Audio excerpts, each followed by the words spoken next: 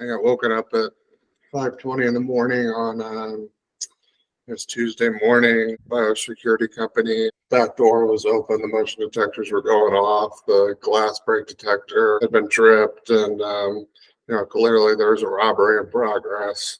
Hello, Silver fans. This is T, and you're in the place to be for Silver education, acquisition, and entertainment. Hey, thanks for watching, everybody. What you're about to hear is the real story of a coin shop robbery. You'll see still images, you'll see video footage, all from the Coin Hunt, a coin shop in Indianapolis, Indiana. If you enjoy videos like this, real stories from real people, be sure to subscribe and hit that bell.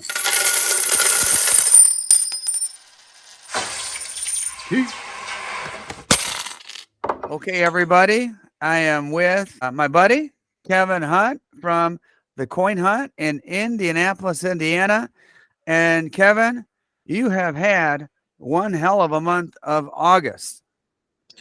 Yeah, we got broken into earlier this week. I got woken up at 5:20 in the morning on it was Tuesday morning by a security company.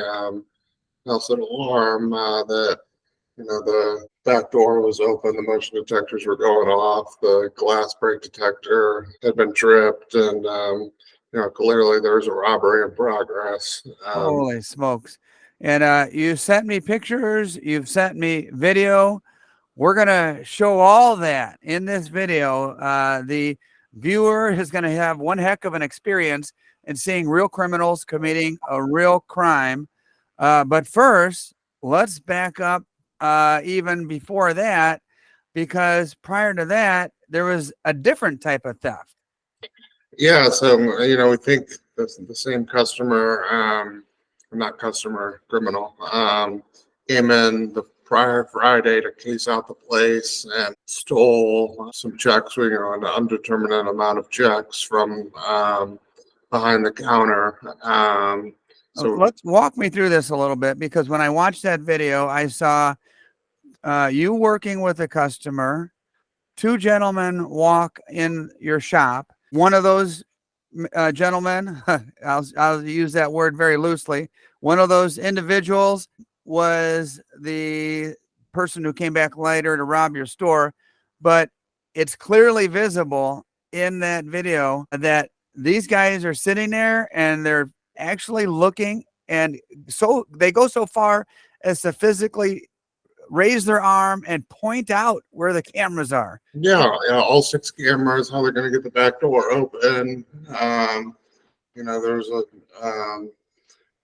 we've had multiple security companies out here, installing the locksmith, the alarm company, and there was a lapse in the security that no one noticed, and they did, and in the camera footage, you can see them talking about how they're gonna wiggle the hand in between the glass that they're gonna smash with a sledgehammer, and incredible.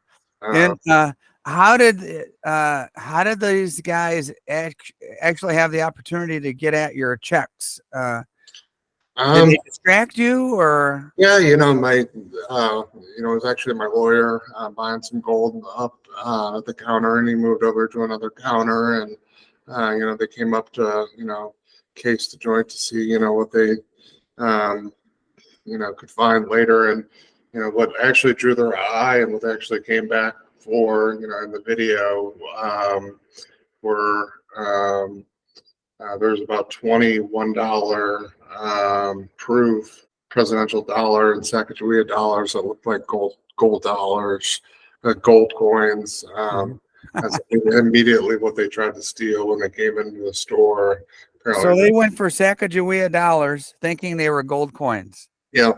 Oh gosh. Yeah, I mean, everything of value at we lock up at night, and everything they got was between $5 and $15 of value. They got some mint sets and some Sacagawea dollars, but I think the highest dollar item they got were some brown ikes, some stuff it's not worth our time and effort and space in the vault to, you know, put away every single night. And it's nice that, it just distracted them enough. After 60 seconds, the alarm goes off. So they were in the store for all of a minute and 32 seconds. Yeah. A minute 32. Yeah. Wow. So, And according to these images here, they're carrying off. Was it just one guy that got in? yeah, Or- I assume the other guy was the driver Uh-huh. out in the Knights of Columbus parking lot where the Indianapolis coin show is behind us. Uh-huh. Yeah. And, armful of coins and not knowing what's valuable. And it's kind of a common practice that I've noticed. I've been in lots and lots of coin shops after closing time and noticed that, most dealers take the gold and the most precious stuff, lock it up. And it's kind of a tedious task and time consuming. They lock it up in a big giant safe. But how could you possibly put everything away? And that's pretty understandable that folks leave out stuff that is of lesser value. We're kind of toggling back and forth a little bit between the two stories. This is two separate things. 1 week they get in, steal checks. The next week they come in and physically steal coins. But back to the checks, how did you first realize that any checks were gone, and how did that affect your business? So a Marion County Sheriff's officer called us on the next Monday.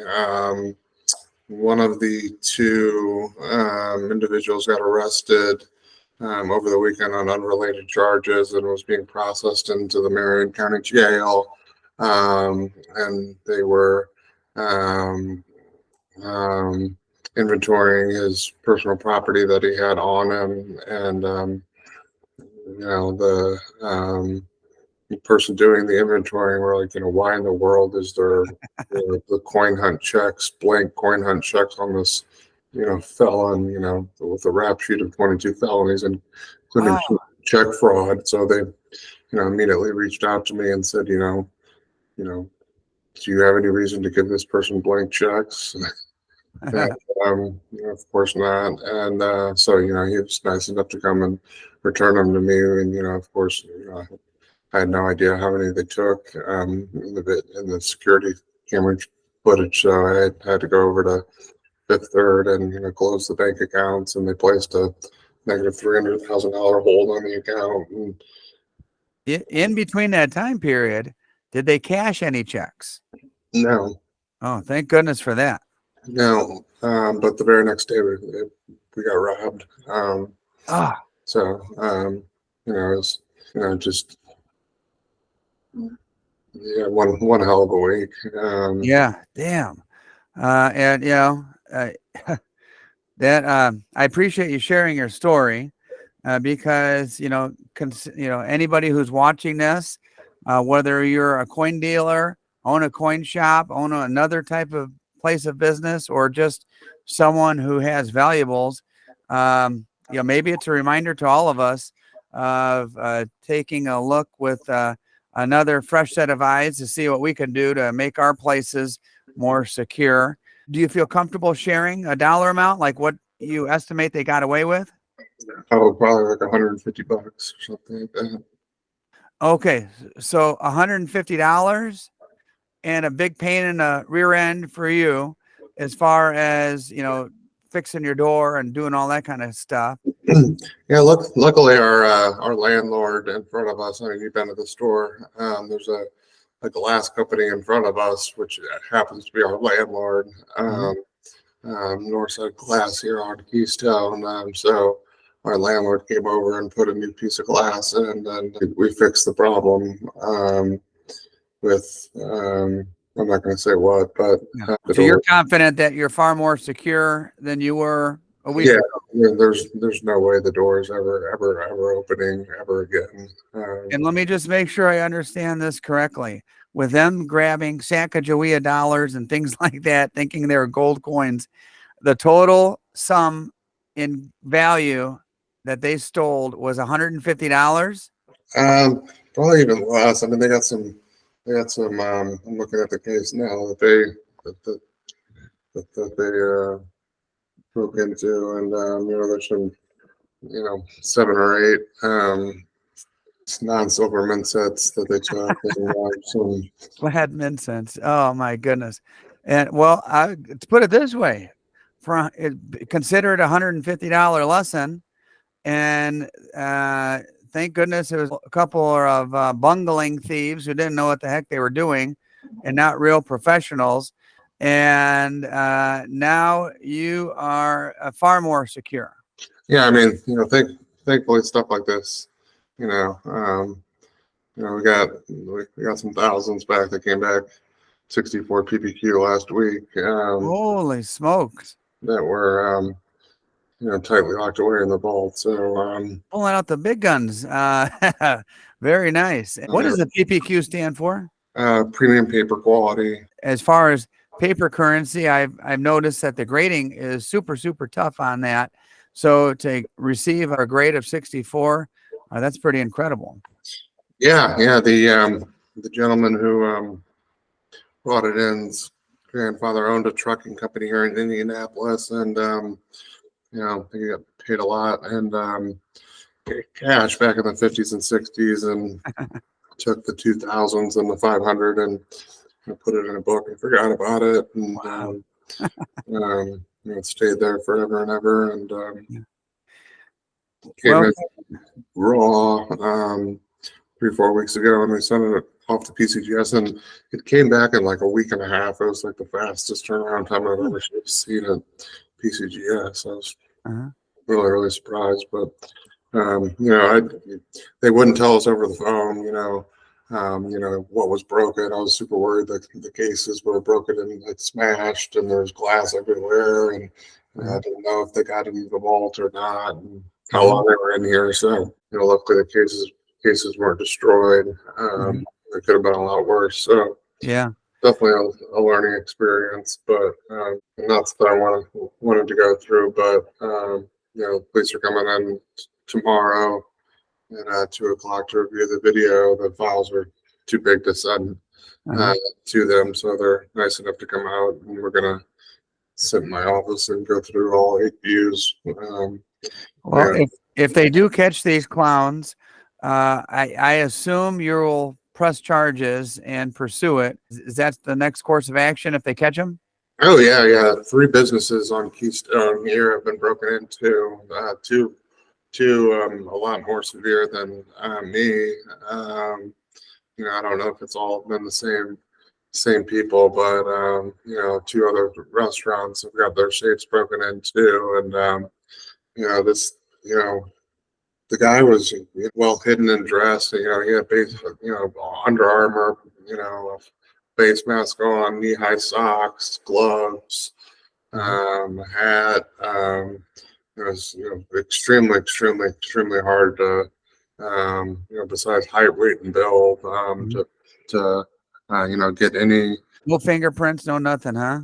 Yeah, I mean they're going to look at some street camera footage and some outdoor cameras that were belonged, but yeah, I mean it's the we're a prime target, we know that, and at least it wasn't during the middle of the day, and having a gun pointed in your face, and so yeah. Well,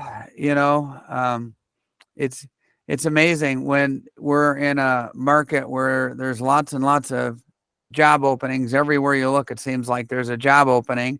When you drive down the street, help wanted signs, and some folks just choose to make their living in this fashion. And we can only hope that they would get busted. But boy, oh boy, we'll have to keep up with the story. Please keep in touch and let me know how things progress. And I would really love to give an update video to my viewers and let them know that these punks have been busted. So yeah, they would have made more, working a honest 8-hour shift than what they did, here. Yeah. Well, Kevin, hey, thanks for the time. And life has a way of kind of having ups and downs. and sometimes, and it eventually evens out. You're due for a good streak of luck after this crummy experience that you've had in a short period of time. God willing, you've got some good fortune in your future. And thank you for the time, my friend. Yeah, thank you, too. Hope you have a good weekend. Hey, you too, buddy. And take it easy.